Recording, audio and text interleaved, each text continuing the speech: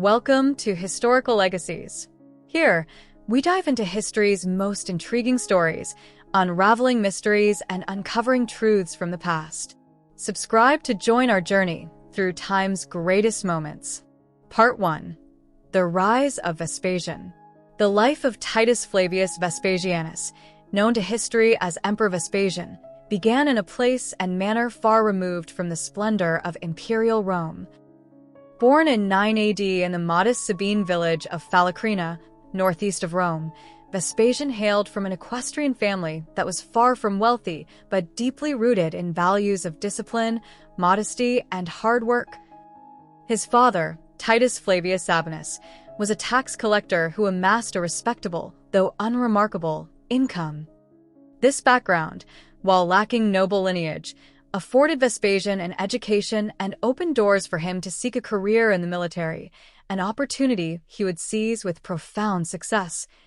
His early years were steeped in simplicity, fostering the unpretentious nature he would later be famous for, contrasting sharply with the extravagance of many emperors before him.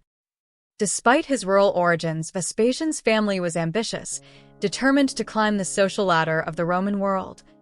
His mother, Vespasia Paula, was particularly influential in urging him to pursue a life of public service and military glory. The young Vespasian grew up with a deep respect for duty and responsibility, two qualities that would distinguish him as a leader. Early in his life, he exhibited an aptitude for discipline and perseverance, traits critical in the harsh world of the Roman legions. It was his mother's ambitions and his father's emphasis on practical work that provided Vespasian with a strong foundation for his career. In his late teens, Vespasian joined the Roman military, enrolling in the army as a member of the equestrian order. His entrance into the army marked the beginning of a steady ascent through the ranks of Roman society. As a soldier, he exhibited resilience, patience, and loyalty, qualities that soon caught the attention of his superiors.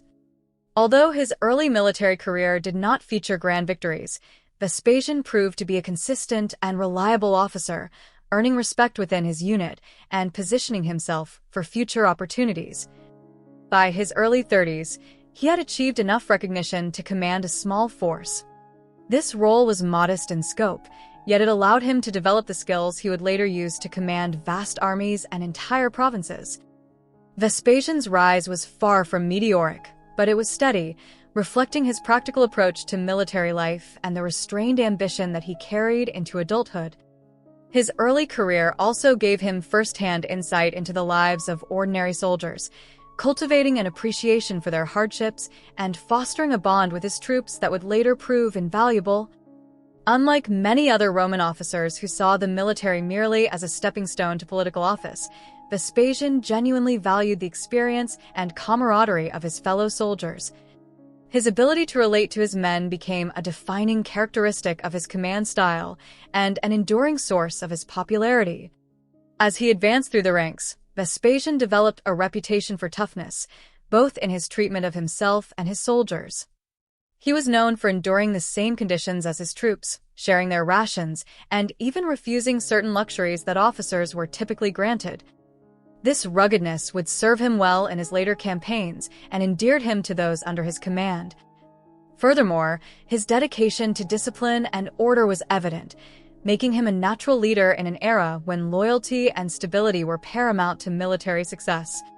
His reliability caught the attention of the Emperor Claudius, who valued competence and dependability in his generals.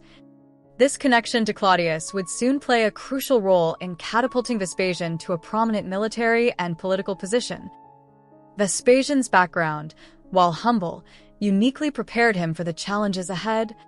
His upbringing instilled in him a sense of purpose and resilience that would shape his character as a leader and emperor.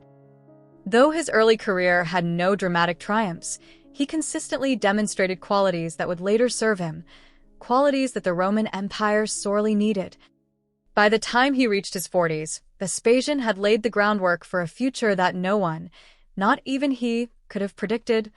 His rise from modest beginnings to the heights of Roman power would soon unfold against a backdrop of chaos and opportunity, paving the way for a legacy that would leave an indelible mark on the empire. Part 2. Early military career.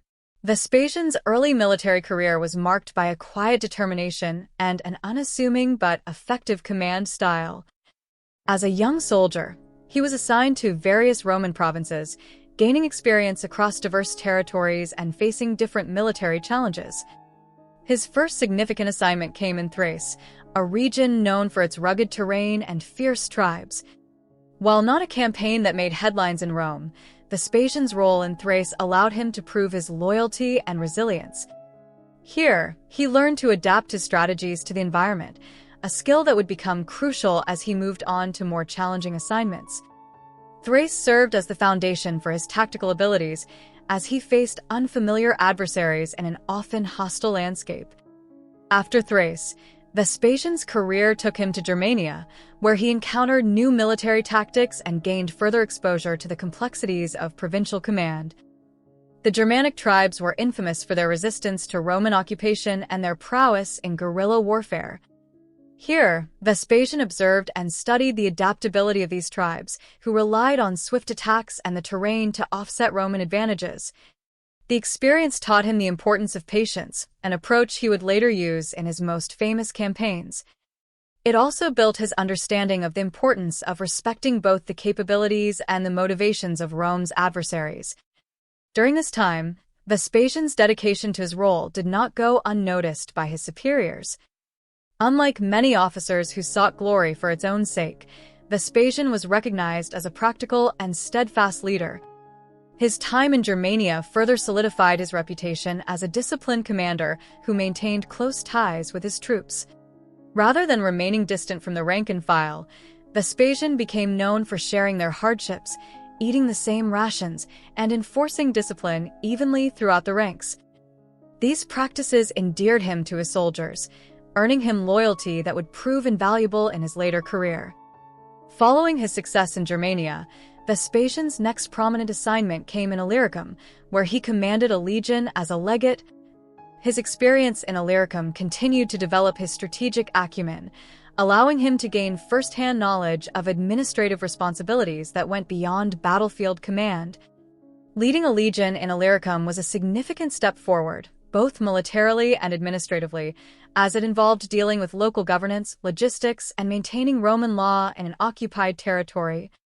This experience prepared him for the later demands of ruling an empire, reinforcing his sense of order, structure, and justice.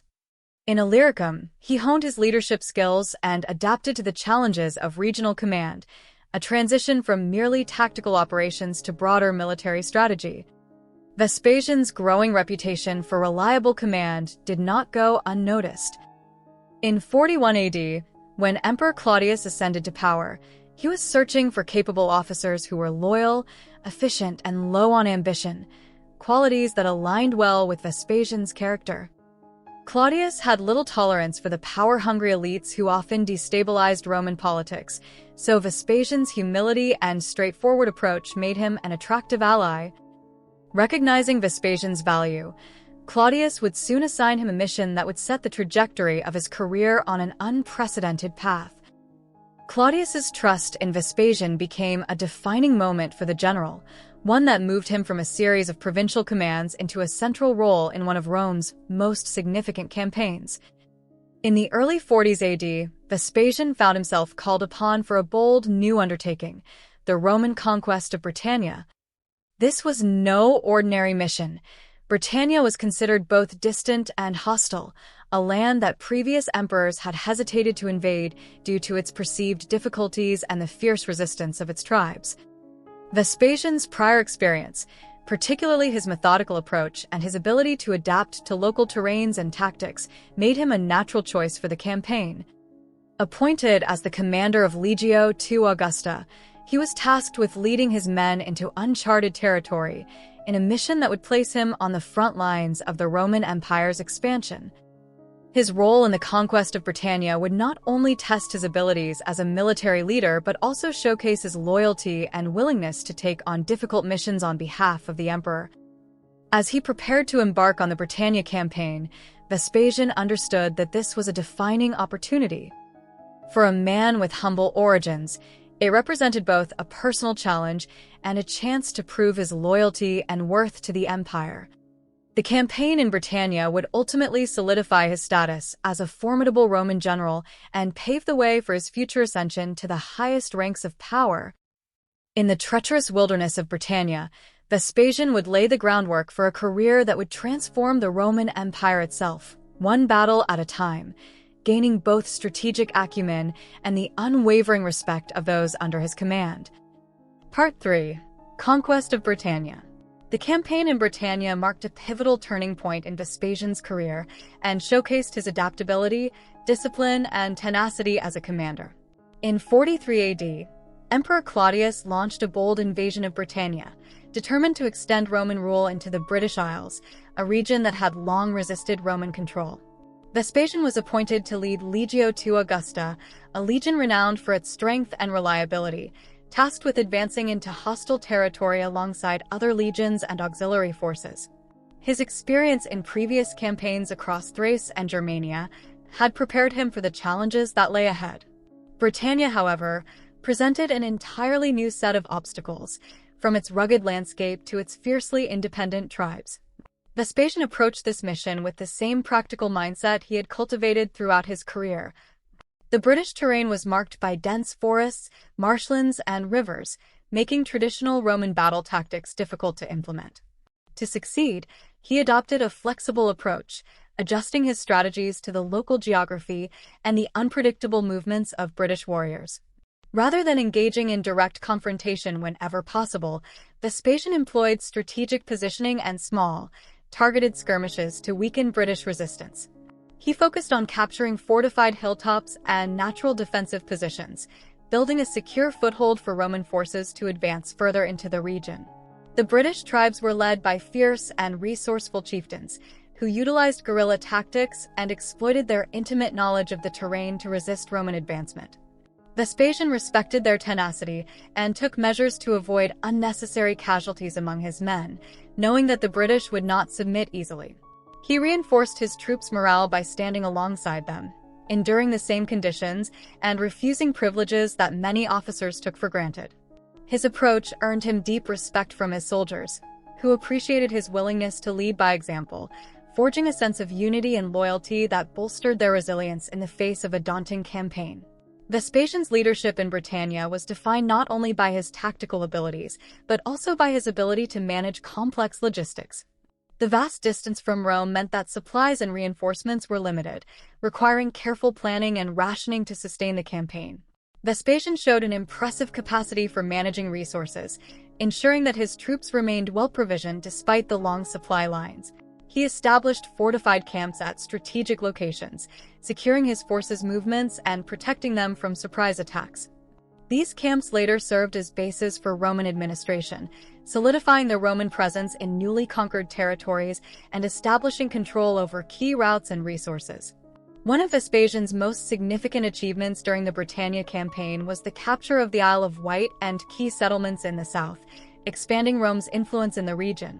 This success was not achieved without significant effort, as Vespasian faced intense resistance from local tribes determined to defend their land. Despite these challenges, he persisted, displaying a level of endurance that impressed his superiors and strengthened his standing within the Roman military. The capture of these areas not only demonstrated his strategic skill, but also underscored his commitment to the campaign's long-term objectives. Vespasian's success in Britannia became widely recognized across the empire, solidifying his reputation as a capable and reliable general. Emperor Claudius praised his achievements, granting him significant honors and furthering his career within the Roman hierarchy. Vespasian's victories in Britannia elevated him from a loyal soldier to a celebrated military leader, cementing his place among Rome's most trusted commanders. His actions contributed significantly to Claudius's objective of bringing Britannia under Roman rule, a feat that would have lasting implications for the empire's influence in the region. This campaign had a profound effect on Vespasian, who emerged from Britannia not only as a stronger leader, but as a more pragmatic and seasoned strategist. The lessons he learned, from dealing with complex logistics to leading troops in unfamiliar terrain, would serve him well in future conflicts and his eventual rise to power. Britannia had tested him in ways that no previous campaign had, honing his tactical skills and reinforcing his commitment to the ideals of duty, discipline, and resilience. By the end of the campaign, Vespasian had transformed from a competent officer to a legendary general, one whose name was known not only in Rome but throughout the provinces. The conquest of Britannia had another lasting impact on Vespasian. It gave him a deeper understanding of provincial governance and the challenges of integrating new territories into the empire, insights he would draw upon when he later took on the responsibilities of an emperor. The respect he garnered from both his soldiers and the imperial court set him apart from other officers, aligning him closely with Rome's central authority while preserving his reputation as a man of the people. This unique combination of traits would shape his leadership style and foreshadow the reforms he would later implement during his time as emperor, establishing him as a ruler focused on stability, practicality, and service to the state. In Britannia, Vespasian had achieved not only a military victory, but a personal triumph that elevated him within the ranks of Rome's elite. This campaign laid the foundations for the legacy he would eventually build as emperor, a legacy of resilience, adaptability, and loyalty to Rome's ideals.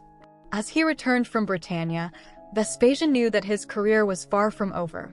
His achievements had prepared him for challenges he could never have anticipated, setting the stage for the next chapter of his journey, which would see him face the chaos of a divided empire and the call to bring stability to Rome itself. Part 4. The political landscape of Rome. When Vespasian returned to Rome after the successful campaign in Britannia, he found himself entering a political arena fraught with intrigue, corruption, and unpredictability. The Roman Empire at this time was marked by sharp divisions within the ruling elite, with senators, generals, and even emperors frequently clashing over matters of power, influence, and control. This volatile environment was particularly dangerous for individuals in high military positions, as the proximity to power often meant becoming entangled in conflicts that had little to do with actual governance or military service. Vespasian, however, managed to navigate this complex landscape with a cautious and disciplined approach, staying clear of factionalism and remaining focused on his duties as a military leader and administrator.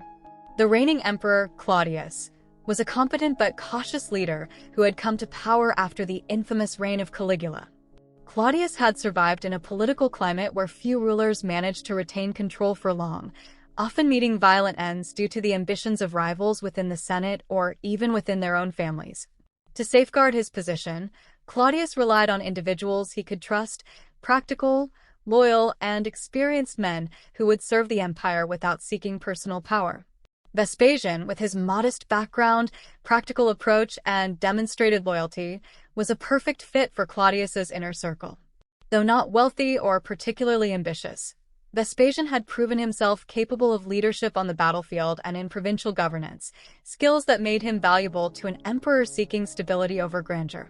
Vespasian's return to Rome also exposed him to the lavish and often decadent lifestyle of the Roman aristocracy.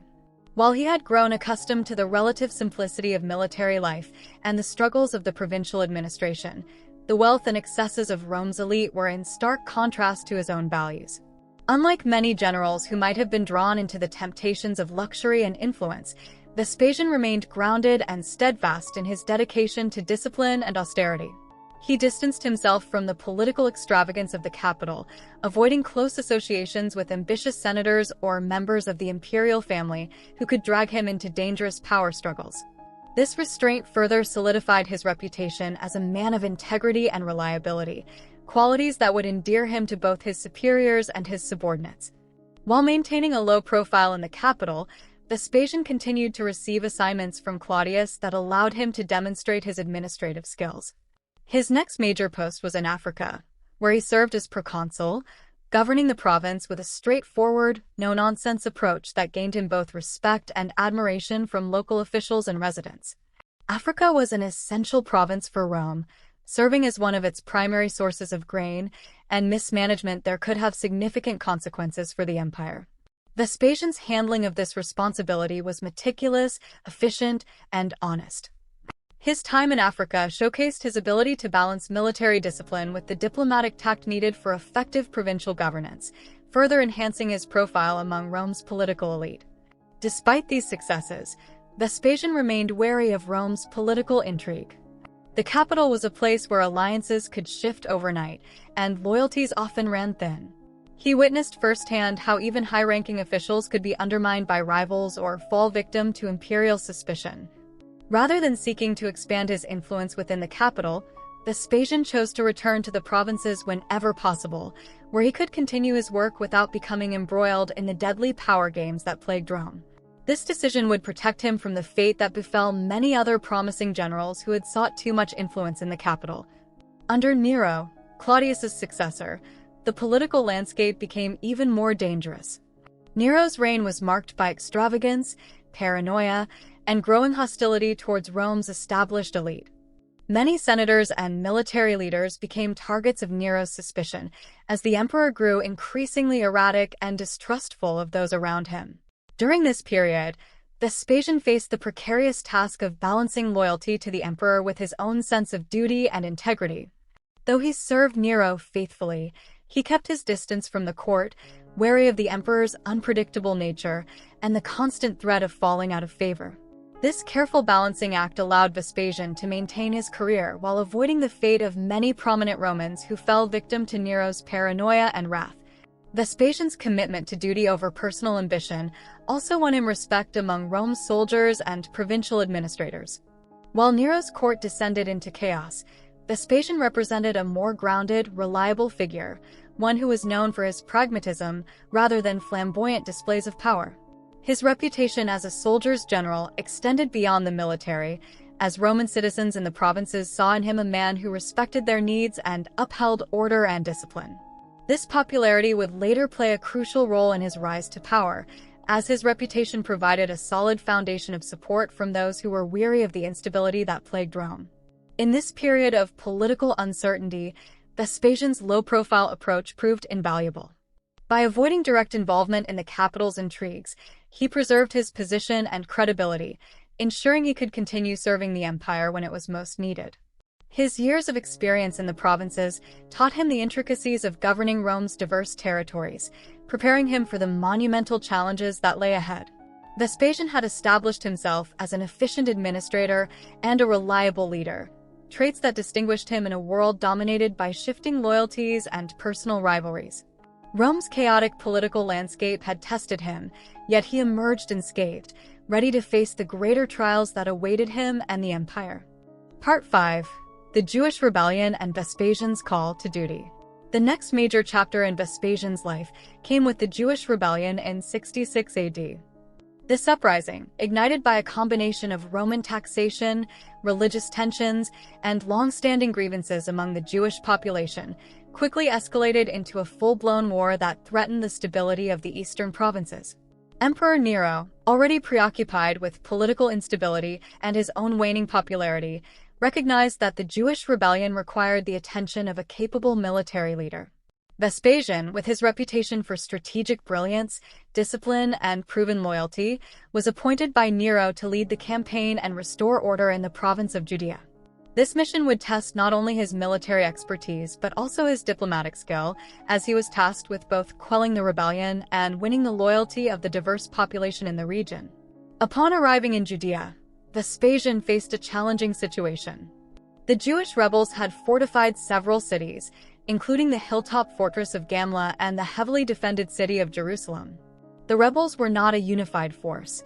They comprised various factions with differing aims, yet their shared desire to resist Roman rule presented a formidable challenge. Vespasian's first step was to secure the Galilee region, which was a stronghold for many of the rebels.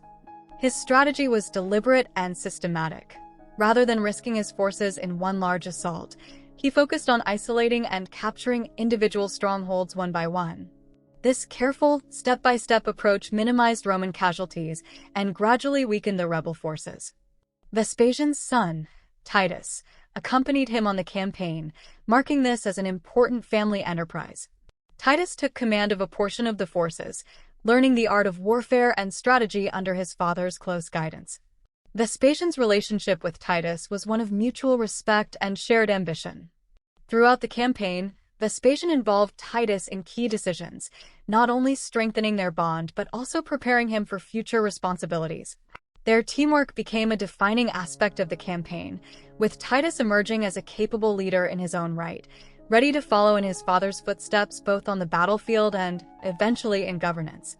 One of Vespasian's key achievements during the Jewish War was his ability to maintain discipline and morale among his troops in a harsh and often hostile environment. He encouraged his soldiers to endure hardships while leading by example, enduring the same conditions and remaining focused on the ultimate goal.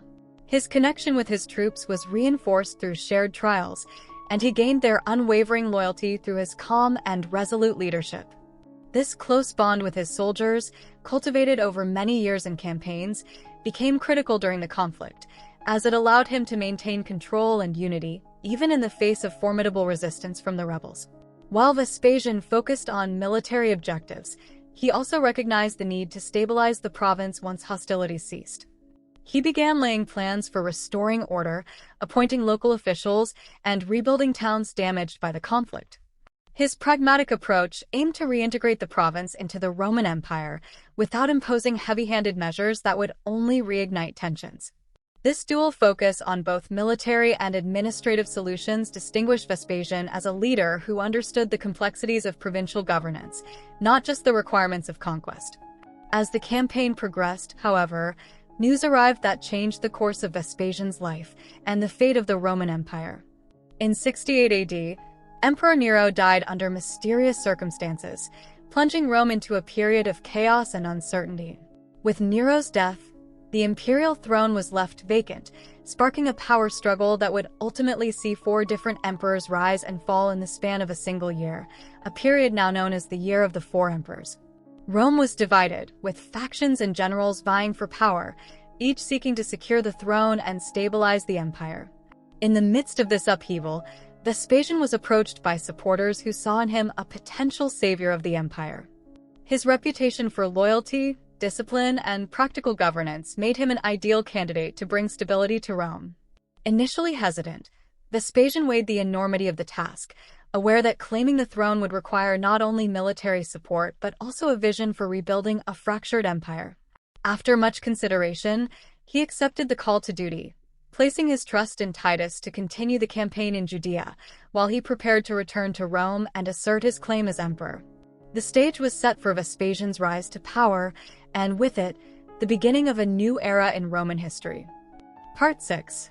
The Year of the Four Emperors and Vespasian's Path to Power. The Year of the Four Emperors was one of the most chaotic and transformative periods in Roman history. With Nero's death, Rome was thrown into turmoil as various claimants battled for control of the empire, each promising to restore stability and legitimacy. This turbulent year saw Galba, Otho, Vitellius, and finally Vespasian each ascend to the imperial throne, with Rome's military legions playing a decisive role in determining the victor.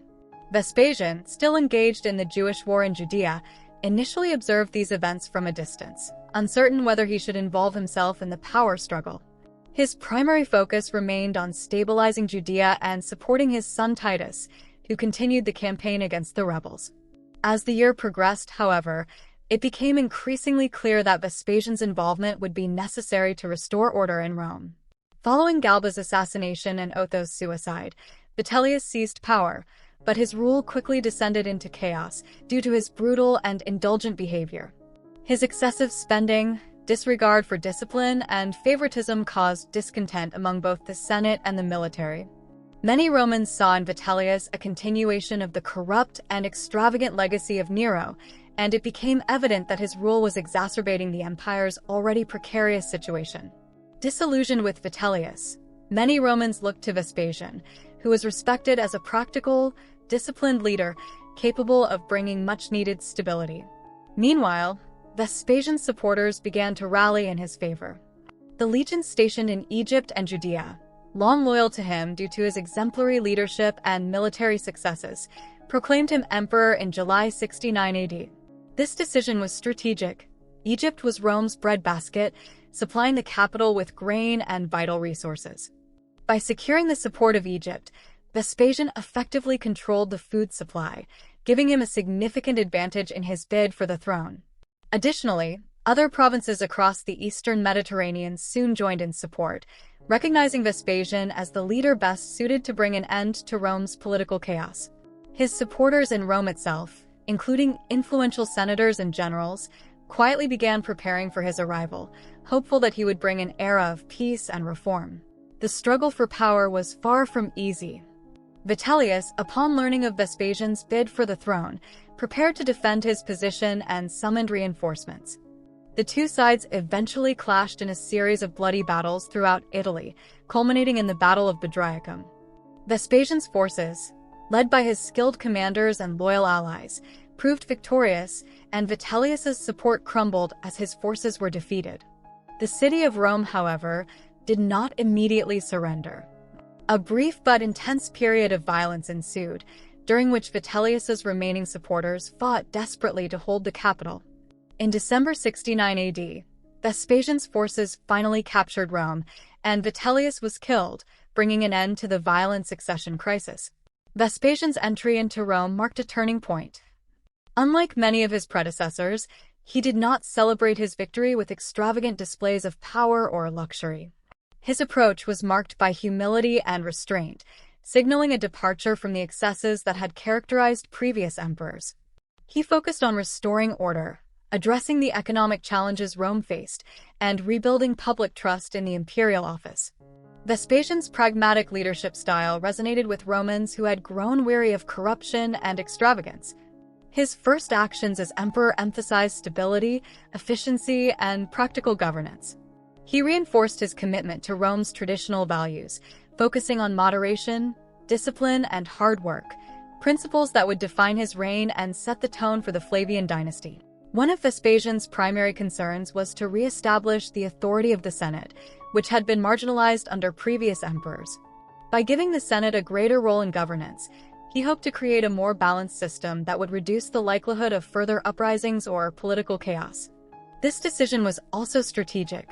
By empowering the Senate, Vespasian sought to secure the loyalty of Rome's elite, whose support was essential for long-term stability. He also reformed the tax system, addressing the empire's financial deficits through careful management of resources and renewed emphasis on fiscal responsibility.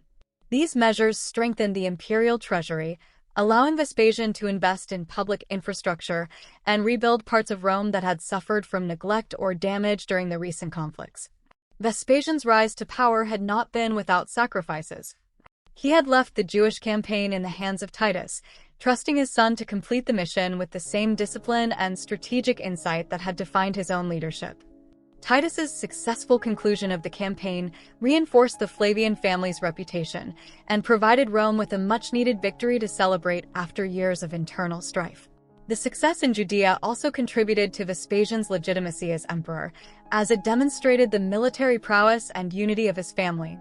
With Judea pacified and Rome stabilized, Vespasian could focus on fulfilling his vision of a stronger, more resilient empire.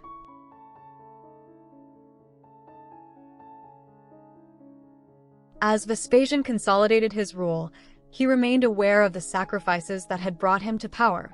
He understood the precarious nature of the imperial throne and remained cautious, working diligently to secure the loyalty of Rome's provinces, fortify the empire's borders, and strengthen Rome's military.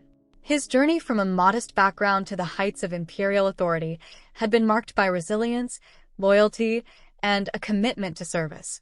Now, as emperor, he was determined to build a legacy that would endure, guided by the same principles that had sustained him through the trials of war, political intrigue, and a chaotic succession crisis. Thus, by the end of 69 AD, the year of the four emperors, Vespasian had established himself as Rome's legitimate ruler. His ascension brought an end to a year of violence and instability, heralding a new era for the Roman Empire. Through his disciplined approach, loyalty to Rome's ideals, and dedication to practical governance, Vespasian set the foundation for a more stable and prosperous period. The Flavian dynasty had begun, and with it, a new chapter in the story of Rome, one that would see the empire rebuilt, its economy stabilized, and its people once again united under a leader they could respect. Part 7. Reforms and Infrastructure Projects. Upon securing the throne, Vespasian set his sights on rebuilding Rome, not only its physical infrastructure, but also its administrative and financial foundations. Rome, though the center of a sprawling empire, was strained by years of political turmoil, economic mismanagement, and infrastructure damage from recent civil wars. Vespasian recognized that his role as emperor was not only to rule, but also to restore the city's spirit and ensure that the empire had a stable foundation for future generations. His commitment to building a legacy that would endure beyond his reign was evident in the ambitious reforms and construction projects he implemented. One of Vespasian's first initiatives was to address Rome's financial crisis. The previous emperors, especially Nero, had left the imperial treasury nearly empty, squandering resources on extravagant projects and lavish entertainments. Vespasian, a man known for his frugality, took a very different approach, focusing on practical, cost-effective measures to restore the empire's economic health. To increase revenue, he instituted a series of taxes, including some controversial measures such as a tax on public urinals, famously referred to as the urine tax. This practical and, in some ways, humorously pragmatic tax allowed Vespasian to rebuild the treasury, ensuring that funds would be available for essential projects and reforms. Despite its unpopularity, this policy reflected his belief that the wealth of the empire should benefit the state and the people rather than being wasted on luxuries. Vespasian's infrastructure projects were a visible symbol of his commitment to rebuilding Rome. One of his most enduring contributions was the construction of the Flavian Amphitheater, known today as the Colosseum. This grand structure, built on the grounds of Nero's extravagant golden house, Domus Aurea, was intended to serve as a gift to the Roman people, providing a venue for public games and spectacles that would unite the citizens and restore their sense of pride in the city. By transforming a symbol of Nero's excess into a space for public enjoyment, Vespasian not only redefined the use of Rome's urban space, but also conveyed a message that the era of imperial indulgence was over, replaced by a focus on public welfare and civic pride. The Colosseum remains one of the most iconic structures of ancient Rome, a testament to Vespasian's legacy and vision for the empire. In addition to the Colosseum, Vespasian undertook numerous projects to repair and expand Rome's essential infrastructure. He invested in the repair of aqueducts, ensuring a steady water supply for the city's growing population.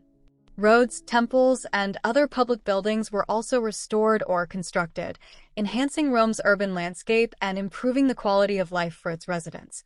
These projects not only beautified the city but also created jobs and boosted morale among the populace. The message was clear. Vespasian was building a Rome that could thrive long after his reign, focusing on sustainable improvements rather than transient displays of grandeur. Vespasian's reforms extended to the administrative and judicial systems. Recognizing that corruption had deeply affected the efficiency of the Roman government, he implemented policies aimed at curbing the power of corrupt officials and re-establishing accountability in the imperial administration. He appointed reliable individuals to key positions, particularly those with experience in provincial governance, as he believed they would have a practical understanding of the needs of Rome's diverse territories. These administrators were expected to manage their regions with fairness and efficiency, aligning with Vespasian's belief that effective governance relied on practical experience and ethical integrity. By appointing capable officials and overseeing their work closely, Vespasian began to restore order within the imperial bureaucracy, ensuring that the empire's far-reaching provinces were governed in a way that supported stability and growth. One of the lesser-known but significant aspects of Vespasian's reforms was his approach to social mobility within the Roman system. Unlike many emperors who reserved power and privilege for the elite, Vespasian himself came from a modest background, and he championed a more inclusive vision for the empire's administration. He promoted individuals based on merit rather than birth, allowing capable men from provincial and non-aristocratic backgrounds to rise within the ranks of the administration and military. This policy helped to create a more balanced power structure, as it diversified the pool of talent and brought fresh perspectives to Rome's leadership. His commitment to meritocratic principles made him popular among the lower classes, further cementing his reputation as a leader who genuinely cared about the welfare of all Roman citizens. In all these efforts, Vespasian's vision was practical yet ambitious. His focus was not merely on resolving immediate issues, but on laying a sustainable foundation for future generations. Unlike some of his predecessors, who pursued grandiose projects without considering their long-term impact, Vespasian approached his reforms with careful planning and clear objectives. His reign marked a transition from the excess and instability of earlier periods to a more disciplined, sustainable model of governance, emphasizing the welfare of the people and the stability of the empire.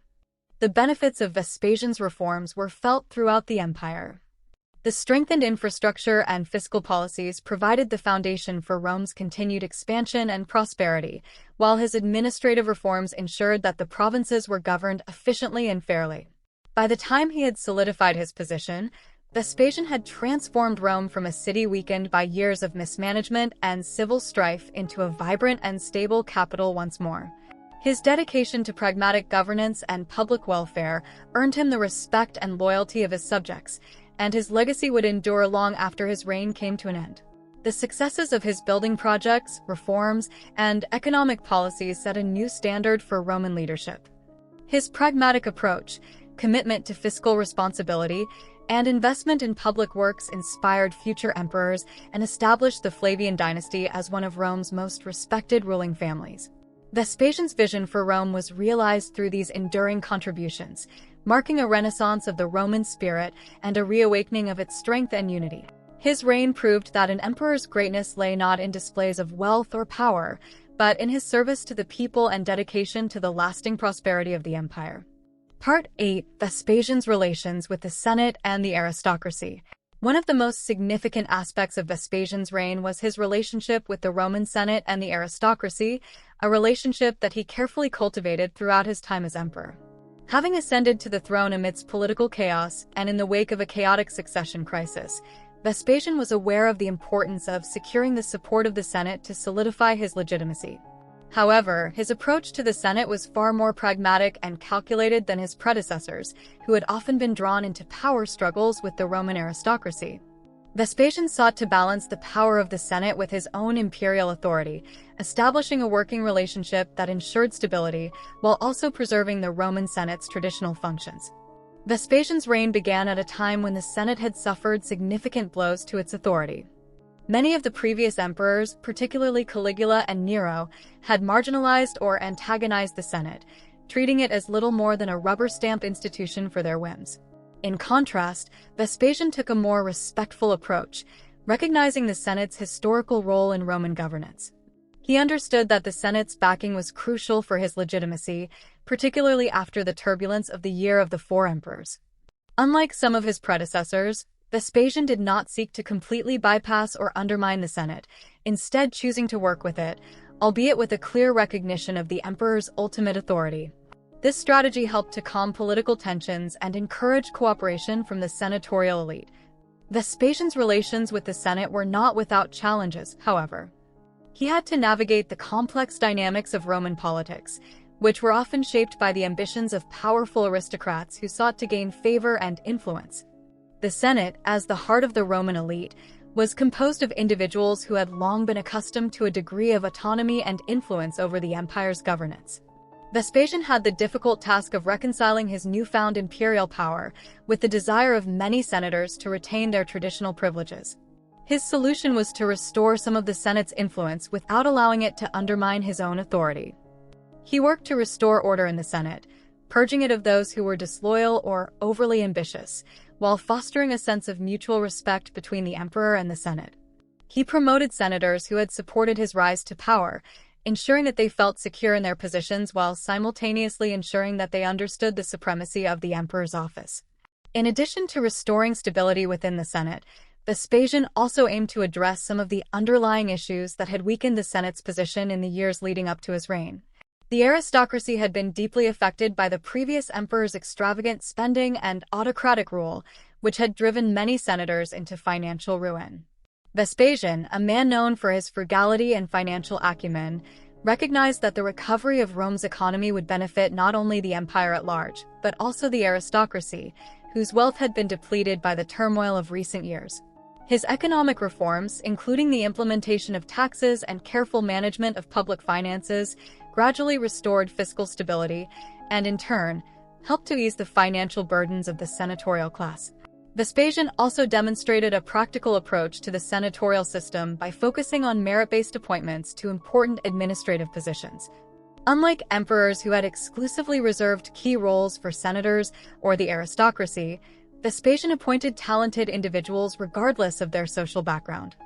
His reforms to the bureaucracy helped to ensure that positions of power were filled by competent administrators, whether they came from noble families or from the provinces. This policy not only enhanced the efficiency of Rome's government, but also created a more meritocratic system that would benefit the empire in the long run. Despite his cooperation with the Senate, Vespasian remained keenly aware of the potential dangers posed by the senatorial class. The Senate, historically a body of elites with significant influence, could, at any time, challenge an emperor's rule, especially in times of political instability. Vespasian, therefore, kept a close eye on the aristocracy and was not above using his imperial power to discipline senators who became too ambitious or disloyal. Several senators who were seen as potential rivals or threats to his rule were exiled or removed from office, sending a clear message that the emperor's authority would not be questioned. At the same time, Vespasian maintained the support of key senators by giving them opportunities to regain their lost wealth and status through service in his administration. This careful balancing act of respect and caution ensured that the Senate, while still retaining much of its traditional power, was also kept in check and aligned with the emperor's objectives. A key feature of Vespasian's relationship with the Senate was his ability to maintain a sense of stability and continuity in Roman governance. The Senate had long been a central institution in Rome, and Vespasian's efforts to work with it, rather than against it, helped to restore its prestige and ensure that Rome's political structure did not collapse under the weight of imperial autocracy. His actions helped to reassure the aristocracy that their status could be maintained, but only if they worked in harmony with the emperor. This delicate dance of cooperation and control made Vespasian's reign one of the more stable periods of imperial rule in Rome's history. Vespasian's approach to governance extended beyond the Senate, however. He also worked to establish close relationships with Rome's military elite, particularly the legions, which had played a crucial role in his rise to power. The loyalty of the military was essential to the stability of the empire, and Vespasian understood the importance of maintaining a strong, well-compensated, and disciplined military force. By securing the allegiance of both the Senate and the military, Vespasian created a unified ruling structure that allowed Rome to flourish under his leadership. In the end, Vespasian's ability to navigate the complex relationships between the Senate, the military, and the broader aristocracy contributed greatly to the stability and success of his reign.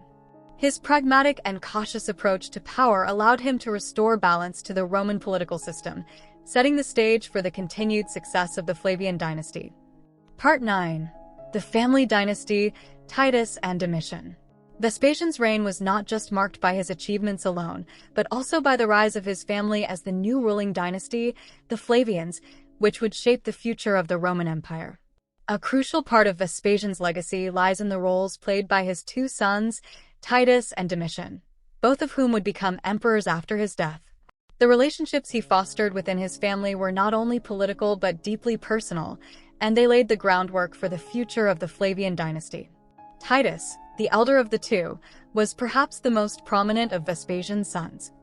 A talented military commander, Titus had already proven his mettle during the Jewish War, where he played a central role in the siege and eventual destruction of Jerusalem in 70 AD. His leadership in the campaign cemented his reputation as a skilled and capable general, and Vespasian trusted him with critical military and administrative duties. Titus was not only a military leader, however, he also demonstrated the diplomatic savvy necessary to navigate the complex politics of Rome. His relationship with his father was one of mutual respect, and Vespasian's decision to appoint Titus as co-emperor in 71 AD was an affirmation of his trust and belief in his son's ability to lead. Titus's ascension to the throne after Vespasian's death in 79 AD marked a smooth transition, as he had already been prepared for leadership, both through his military experience and his public role in Rome. Domitian, the younger son, was a more complex figure in the Flavian dynasty. While Titus's reign as emperor was relatively short, lasting only 2 years until his death in 81 AD, Domitian's rule would extend for 15 years, from 81 AD until his assassination in 96 AD. Domitian's reign was marked by authoritarian rule, a sharp contrast to the more moderate approaches of both Vespasian and Titus. His path to power was less clear-cut, and although he had been prepared for leadership, Domitian's reign became more defined by his desire to assert absolute control over the empire, which led to tensions with the Senate and the aristocracy. While Vespasian had been pragmatic in his relationship with the Senate, Domitian alienated many senators with his increasing autocracy, leading to widespread resentment. Nonetheless, Domitian was also a capable administrator who completed several important infrastructure projects, including the construction of the Domitian Stadium and further reforms to the empire's financial system. The Flavian dynasty's rise to power was a reflection of the family's resilience and ambition. Vespasian had built a solid foundation, and his sons carried that legacy forward in their respective ways, with Titus consolidating the empire's successes and Domitian attempting to assert a more centralized imperial authority. The family's influence on Roman politics and culture, however, did not end with Vespasian's death. Rather, it provided the imperial family with the means to secure its position for generations to come. Though the dynasty's reign ended abruptly with Domitian's assassination, the foundations of Roman rule established by Vespasian and his family would endure. Vespasian's relationship with his sons was not simply one of inheritance, but one of active involvement in governance. As emperor, Vespasian was heavily involved in the training and preparation of his sons for leadership, guiding them in military campaigns and public administration. He ensured that they had the skills and knowledge necessary to lead an empire, and his tutelage ensured that the Flavian family would not only continue his legacy but also expand upon it. While the reigns of Titus and Domitian would differ significantly in style, the Flavian dynasty benefited from a family-oriented approach to governance, which kept the empire stable in its transition from one emperor to the next. The Flavians, though they faced their own set of challenges, continued to promote the family-centered structure that Vespasian had championed, ensuring that the imperial throne would not revert back to the chaos of the previous Julio-Claudian dynasty. Titus and Domitian, both shaped by their father's example, continued to build the empire in their own ways, whether by military conquest, monumental construction projects, or more controversial reforms. Part 10. The Siege of Jerusalem and the Jewish War.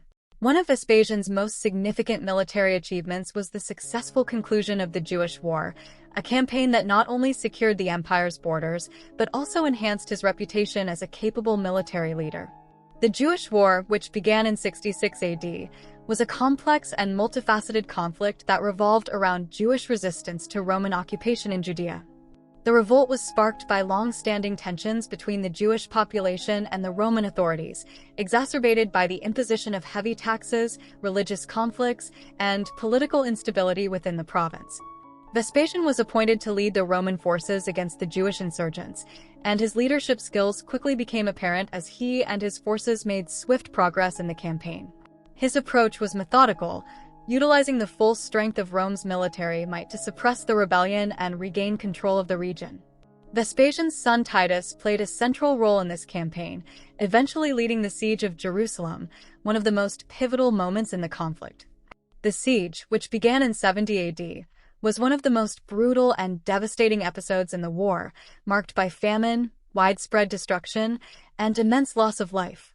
Despite the fierce resistance of the Jewish forces, the city fell to the Romans, and the Second Temple, a central symbol of Jewish identity, was destroyed. The aftermath of the siege was a turning point not only for Judea but for Rome itself. The conquest of Jerusalem was celebrated throughout the empire as a monumental victory, and Vespasian's leadership was widely praised for its effectiveness and efficiency. In Rome, the triumphs of Vespasian and Titus were commemorated in grand displays, most famously through the construction of the Arch of Titus, which still stands as a symbol of Rome's military prowess and the Flavian dynasty's power. The victory in Judea solidified Vespasian's position as emperor, reinforcing his legitimacy and military reputation. The destruction of the Second Temple was also a significant event in Jewish history, marking a key moment in the diaspora and the long-term effects of Roman conquest on Jewish culture and religion. The Jewish War and its aftermath underscored Vespasian's leadership abilities and his ability to handle difficult military and political situations. He was not only a skilled general but a shrewd strategist who understood the importance of securing Roman dominance in the region. Part 11. Public Works and the Reshaping of Rome. One of Vespasian's most lasting legacies was his extensive investment in public works that reshaped the physical and cultural landscape of Rome. These projects were not just a matter of restoring order to a city that had suffered through the turbulence of civil war and political chaos, but also a means of reconnecting the people of Rome with their imperial government. Vespasian believed in the power of architecture and infrastructure as a means of demonstrating imperial strength and fostering unity within the empire. Vespasian's most famous and enduring construction project was the Flavian Amphitheater, later known as the Colosseum. The decision to build this iconic structure was deeply symbolic, not just as a venue for gladiatorial games, but as a gift to the Roman people, designed to provide entertainment and celebrate Roman strength. The Colosseum, constructed on the site of Nero's extravagant Domus Aurea, also symbolized the shift away from the excesses of the Julio-Claudian emperors, marking a new era of moderation and public service under Vespasian.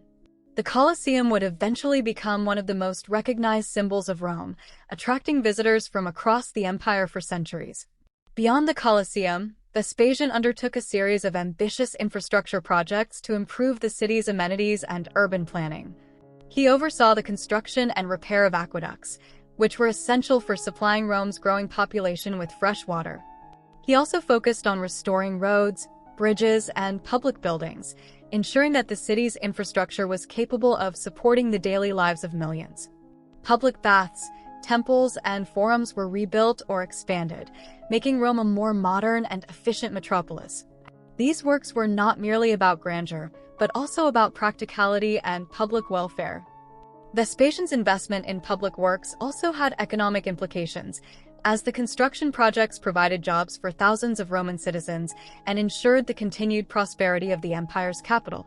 His focus on infrastructure and public service helped to restore confidence in the imperial government, providing tangible benefits for the people and solidifying his legacy as a ruler who cared for the welfare of his subjects.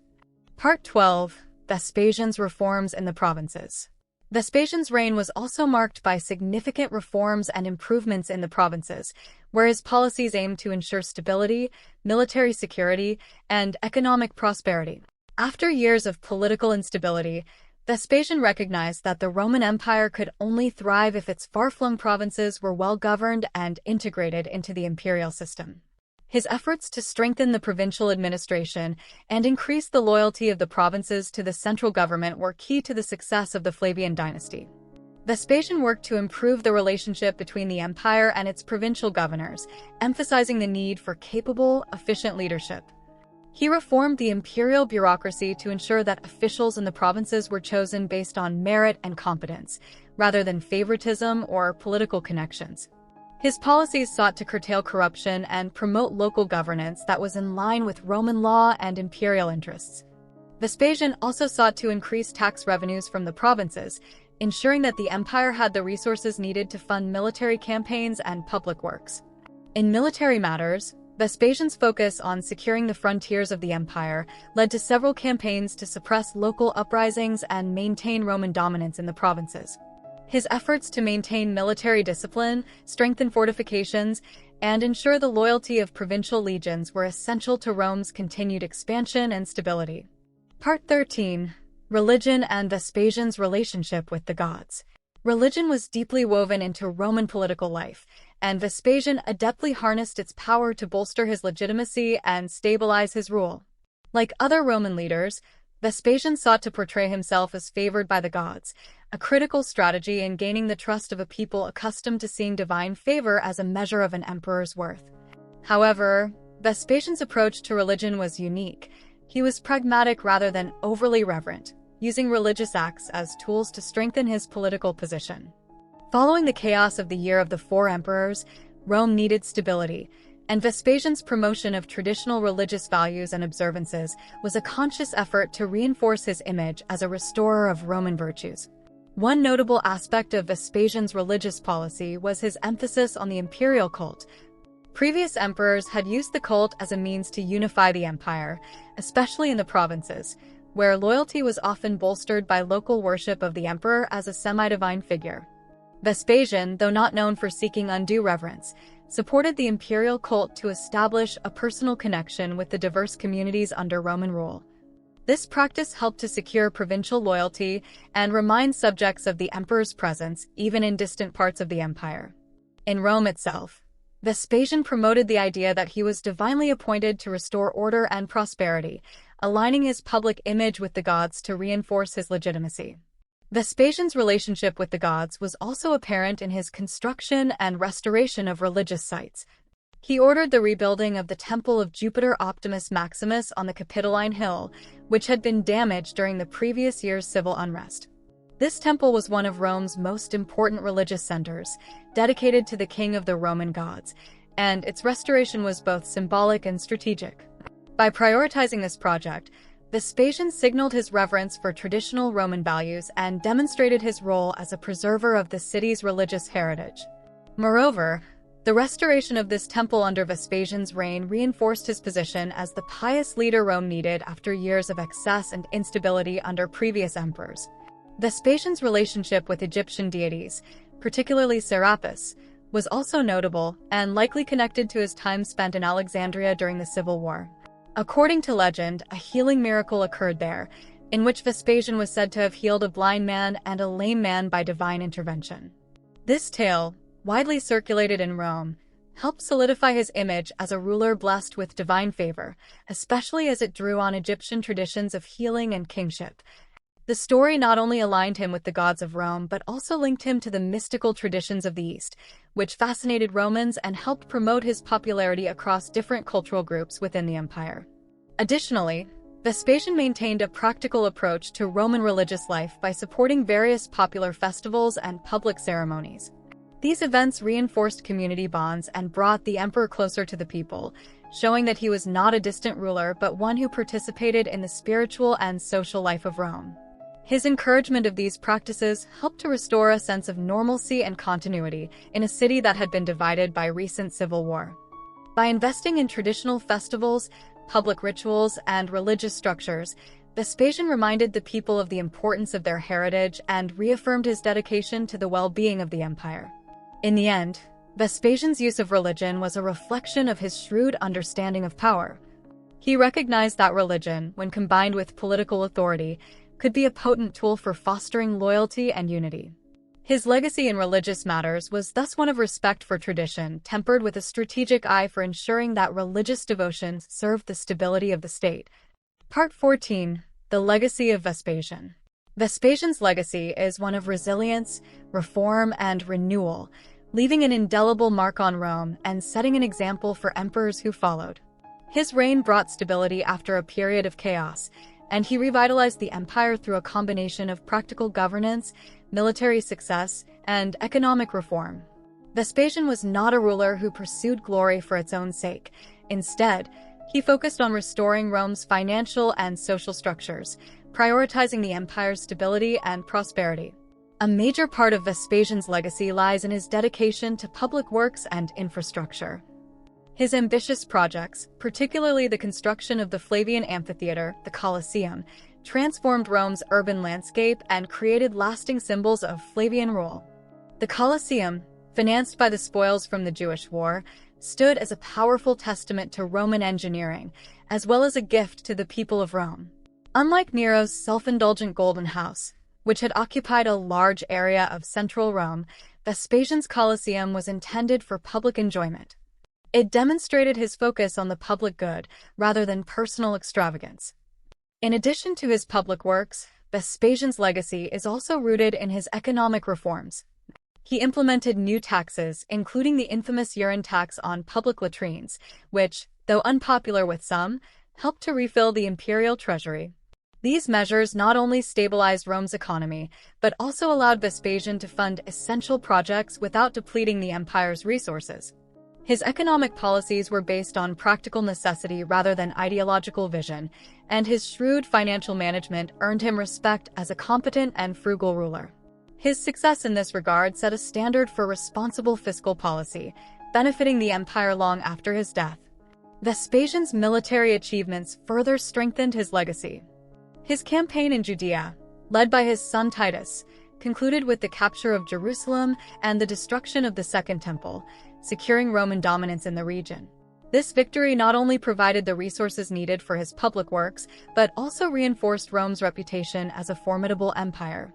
The Triumphal Arch of Titus, commissioned later, commemorated this success, symbolizing the strength of the Flavian dynasty and Rome's commitment to suppressing rebellion. Politically, Vespasian left a stable empire and a clearly established line of succession, something Rome desperately needed after the instability of previous years. By appointing his sons, Titus and Domitian, as co-heirs, he established the Flavian dynasty, ensuring a smooth transition of power. His careful grooming of his sons, particularly Titus, prepared them to uphold his legacy and continue the reforms he had begun. Titus's reign, though brief, would maintain Vespasian's commitment to the people, while Domitian's more authoritarian rule, despite controversies, still bore marks of the stability his father had worked to establish. Vespasian's legacy endures not only in the physical monuments he left behind, but also in the values he imparted to Roman governance. His reign embodied a practical, balanced approach to rule that prioritized Rome's long-term stability over short-term gains. This legacy of pragmatism and resilience inspired later emperors and provided Rome with a blueprint for governance that emphasized the importance of public service, economic stability, and military discipline. The stability Vespasian brought to the empire laid the groundwork for the relative peace of the Flavian dynasty, marking his reign as a period of renewal for the Roman Empire. Part 15: Vespasian's death and the continuation of the Flavian dynasty. Vespasian's death in 79 AD marked the end of an era, but his influence on Rome continued through his sons and the Flavian dynasty. He passed away after a decade-long reign, during which he had revitalized the empire and restored stability. True to his pragmatic nature, Vespasian reportedly remained steadfast until the end, famously saying, "I think I am becoming a god," humorously referencing the practice of deifying emperors after their death. His death was a loss for Rome, but the foundations he had laid ensured that his legacy would endure. The transition of power to his son Titus was smooth, a testament to Vespasian's careful planning and emphasis on family loyalty. Titus was well prepared to assume the mantle of emperor, having served as co-ruler alongside his father and gained valuable experience in both military and administrative matters. This seamless succession contrasted sharply with the chaos of previous transitions, underscoring the stability Vespasian had brought to the empire. Titus's brief reign continued many of his father's policies, focusing on public welfare and maintaining stability. His handling of the eruption of Mount Vesuvius in 79 AD, which devastated the cities of Pompeii and Herculaneum, demonstrated his commitment to supporting the people as he organized relief efforts and provided aid to those affected. Following Titus's death in 81 AD, Domitian ascended to the throne, ushering in a new, more authoritarian phase of the Flavian dynasty. While Domitian's rule was controversial and marked by increasing tensions with the Senate, he continued many of Vespasian's policies of financial and military reform. His reign, though divisive, was one of effective governance, as he strengthened the empire's borders and invested in the provinces. Domitian's authoritarian style ultimately alienated him from the Senate, leading to his assassination in 96 AD, which brought an end to the Flavian dynasty. Nonetheless, the dynasty's impact on Rome was profound, and Vespasian's legacy continued to influence Roman politics and governance long after the fall of his family. Vespasian's dynasty, though brief, left a significant mark on the empire. His approach to rule, emphasizing pragmatism, economic responsibility, and public welfare, created a model for effective governance that would be emulated by later emperors. His legacy lived on through the monuments, reforms, and military successes he achieved, as well as through the values he imparted to his sons. By restoring stability, building monumental public works, and establishing a clear line of succession, Vespasian ensured that his influence would last well beyond his lifetime. The end of the Flavian dynasty marked the close of an important chapter in Roman history, but the impact of Vespasian's reign continued to shape the empire for generations to come. Thanks for tuning in to Historical Legacies. If you enjoyed this dive into history, please like, subscribe, and share. Join us next time for more fascinating stories from the past.